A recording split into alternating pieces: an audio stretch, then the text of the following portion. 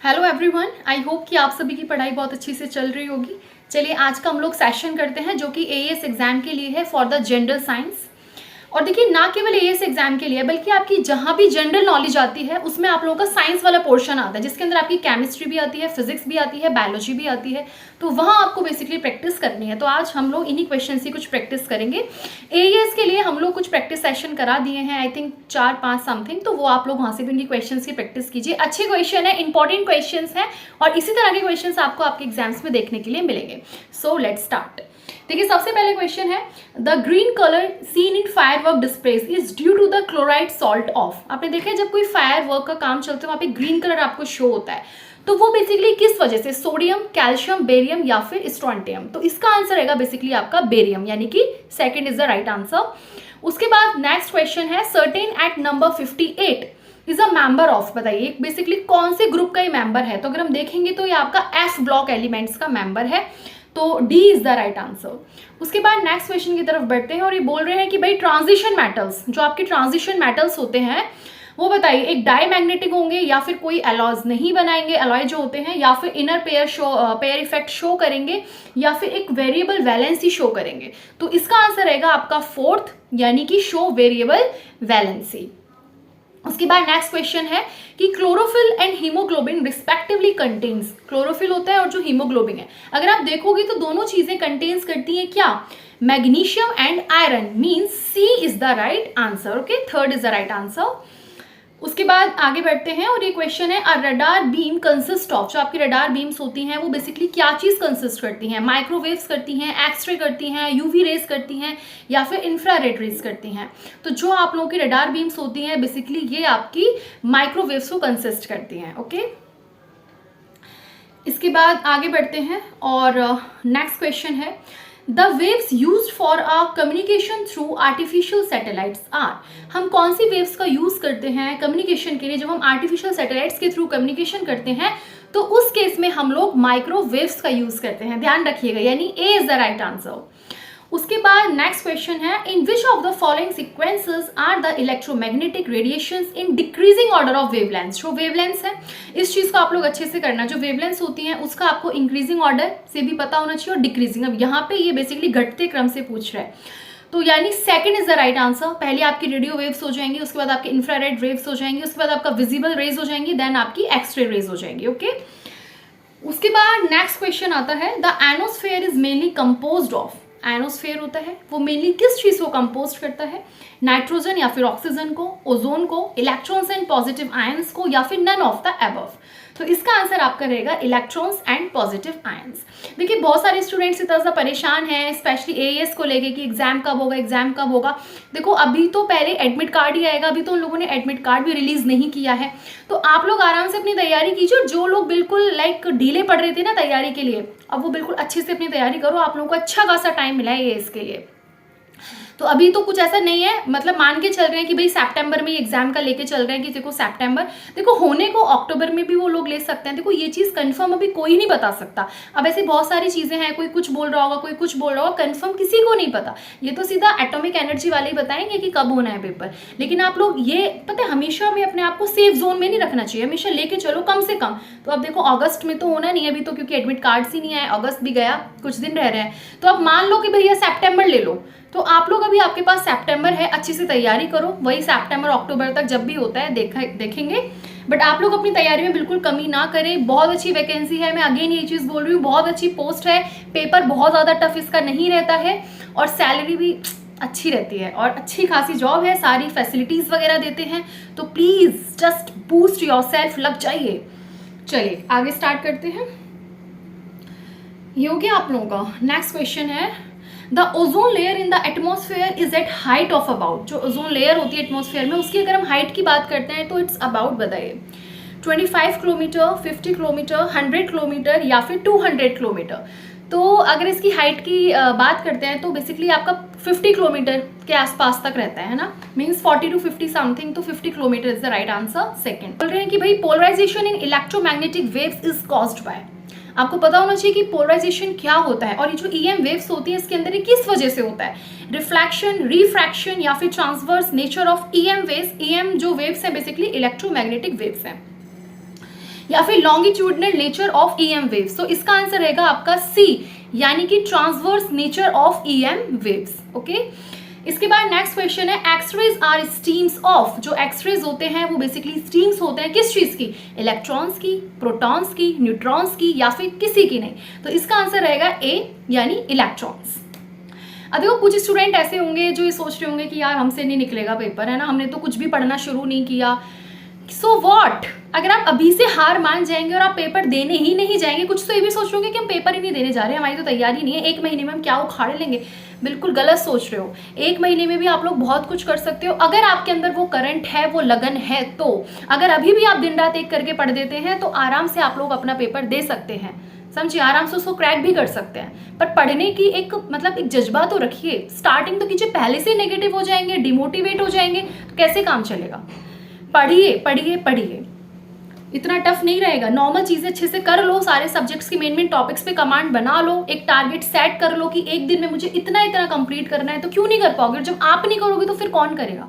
कोई एलियंस तो होते नहीं है जो एग्जाम निकालते हैं, सब हम तुम जैसे ही होते हैं। बस ये है कि जो पढ़ लेता है, जो मेहनत कर लेता है, जो प्रैक्टिस कर लेता है, जो रिवीजन कर लेता है, उसका हो जाता है ना, जिसके अंदर कॉन्फिडेंस होता है। और जो पहले ही मतलब पहले ही खुद को सोच ले कि नहीं भैया हम तो जो है गेम से आउट है, बाहर है, तो उसका क्या ही किया जा सकता है। आज मैंने एक प्रैक्टिस के ऊपर भी एक वीडियो बनाया है, मोटिवेशनल मंडे स्पेशल, उसको भी जरूर देखिएगा।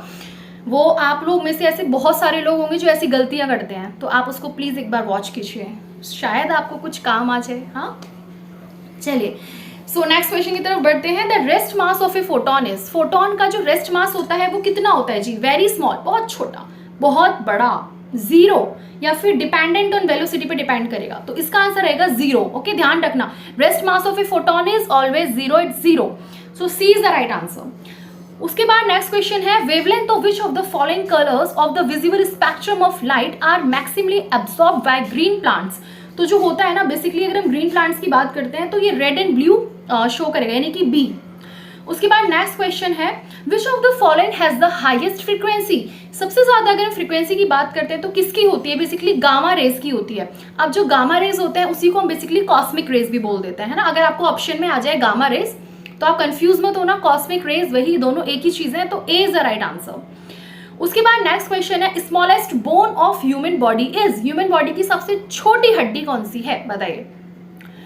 हाँ, तो ये बेसिकली स्टेप्स होती है। अब ये यानी D is the right answer. अब आता है ये स्टेप्स कहाँ की बोन है जी, तो ये ना ईयर जो होता है आपका, मिडिल ईयर के इधर की बोन होती है, सबसे छोटी होती है ना। उसके बाद नेक्स्ट क्वेश्चन है energy is stored in liver and muscles in the form of, बताइए किस फॉर्म में बेसिकली लिवर के अंदर, मसल्स के अंदर एनर्जी स्टोर्ड होती है।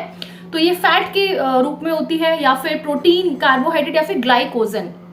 तो इसका आंसर है आप लोगों का ग्लाइकोजन, यानी D is the right answer, समझे। इसके बाद नेक्स्ट क्वेश्चन है presence of excess fluorine in water causes. अगर मान लो जो आपका फ्लोरीन होता है अगर वो पानी के अंदर बहुत ज्यादा हो जाए तो उसकी वजह से क्या होगा, सीधी सी बात है भाई, उसकी वजह से ए इज द राइट आंसर, यानी कि फ्लोरोसिस आपका हो जाएगा। फिर नेक्स्ट क्वेश्चन की तरफ बढ़ते हैं और ये बोल रहे हैं the element found in bone and teeth is, कौन सा एलिमेंट पाया जाता है बोन में, हड्डियों में और दांतों में।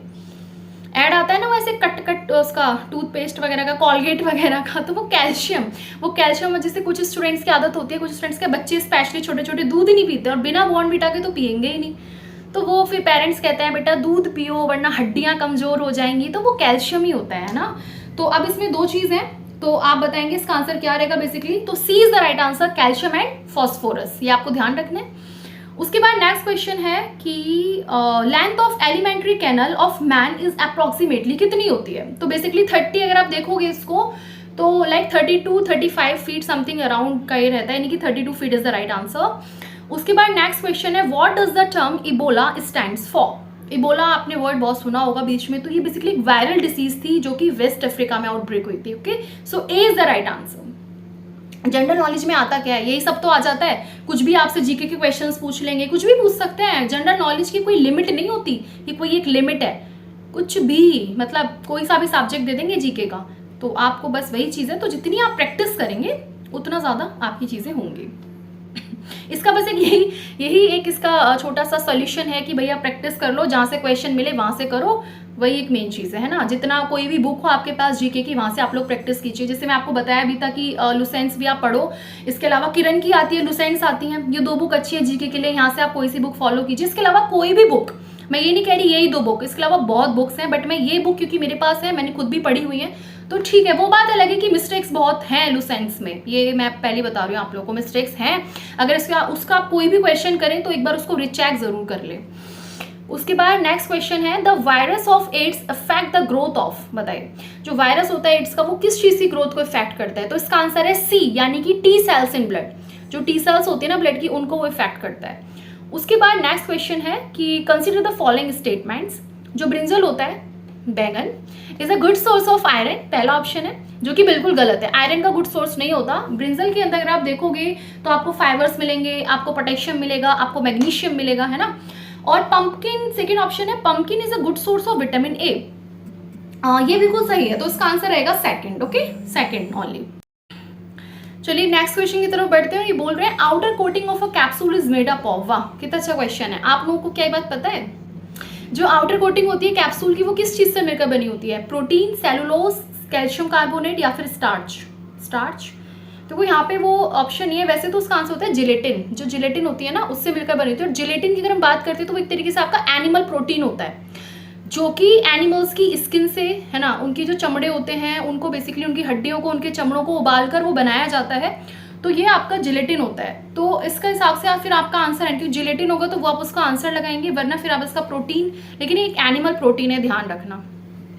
उसके बाद नेक्स्ट है एंजाइम्स आर मेनली, एंजाइम्स जो होते हैं वो बेसिकली कार्बोहाइड्रेट हैं, लिपिड्स हैं, एमिनो एसिड्स हैं या फिर प्रोटीन है, तो बेसिकली वो आपके प्रोटीन्स होते हैं, ओके। उसके बाद नेक्स्ट क्वेश्चन की तरफ बढ़ते हैं और ये कह रहा है कि yes, how much protein a working women must intake every day, कितना एक वर्किंग वुमेन को प्रोटीन लेना चाहिए? पहली बात तो थोड़ा सा एक देखो, अगर हम देखें तो डिपेंड करते लाइक 50, 55, 60 इस तरीके से, है ना, लाइक मतलब 40 आप समझोगे तो लाइक 40 to 55 समथिंग केजी। लेकिन ये थोड़ा सा एक डिपेंड भी करता है कि वो उनका जो लेवल ऑफ वर्क है वो किस तरीके का है, उनकी जो एक मसल्स हैं, ठीक है, उनका जो स्ट्रक्चर है, लाइक जो बॉडी है वो किस तरीके का है, उनका जो मतलब एक इन सब चीज़ों पे भी थोड़ा सा फैक्टर पे डिपेंड करता है कि वो किस तरह का वर्क करती है, कितना वो बेसिकली फिजिकल वर्क करती हैं। तो इस हिसाब से इसका आंसर आप 45 ग्राम लगा देना, ओके। मैं सॉरी मैं केजी की बात कर रही हूँ, केजी नहीं भाई, किलोग्राम में नहीं खाना है अपने को, 45 ग्राम इतना, ओके। उसके बाद नेक्स्ट क्वेश्चन की बात करते हैं। तो बस यही सारे आज के क्वेश्चंस थे। अगर आपको सेशन पसंद आए तो सेशन को लाइक करें, ताकि हम लोग आगे सेशंस लेके आएँ और आप लोगों की प्रैक्टिस इसी तरीके से चलती रहे जब तक आप लोगों का एग्जाम होता है। So thank you so much, have a nice day, stay happy and stay blessed. Thank you so much.